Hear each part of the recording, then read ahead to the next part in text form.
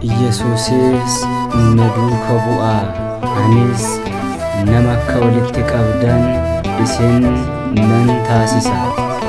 Wangeela Maatiyos boqonnaa 4 lakkoofsa 19.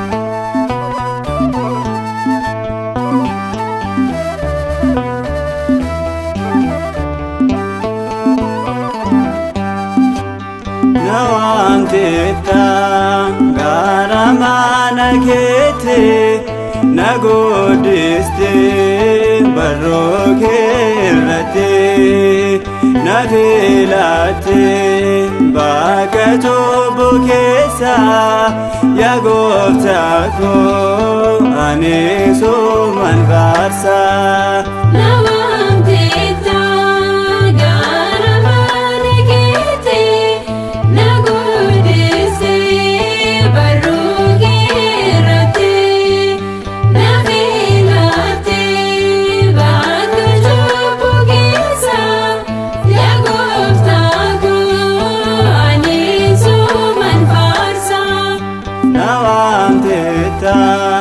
Garamana kete nagodiste barokirate nafilate bakato bukesa yagoftako aneso manvarsa.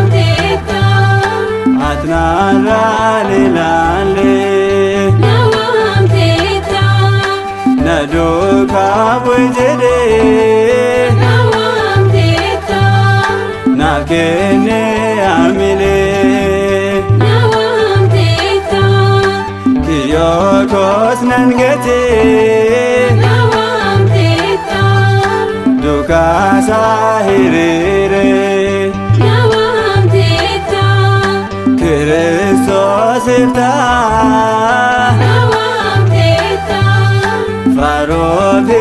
Farovilille nawamteta garamana kete nagodise barokirate nafilate bakato bukesa yagoftako aneso manvarsa. Nawamteta Damaramiyawa nawamteta sagalen jechasa nawamteta anana bitera nawamteta lola sedigasa nawamteta kiyestoni nafe nawamteta makara argade nawamteta kenani namkene nawamteta kunona barbade nawamteta garamana kete nagodise barokirate nafilate bakato bukesa yagoftako aneso manvarsa.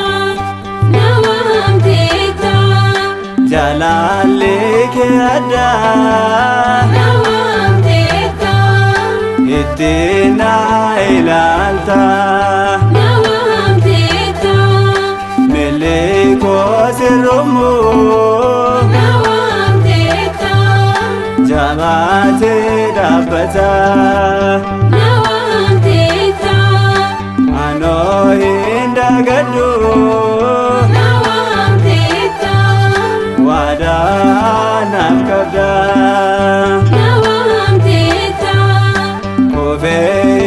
nafani Nawamteta ati olla kada Nawamteta Garavana kete Nagodese Barukirate Navigate Badu Jopogesa Yaguftako Anisu Manfarsa Nawamteta dargabako barete Nawamteta tumura barako Nawamteta dursite tu bekta Nawamteta ana rakinako Nawamteta yomi yo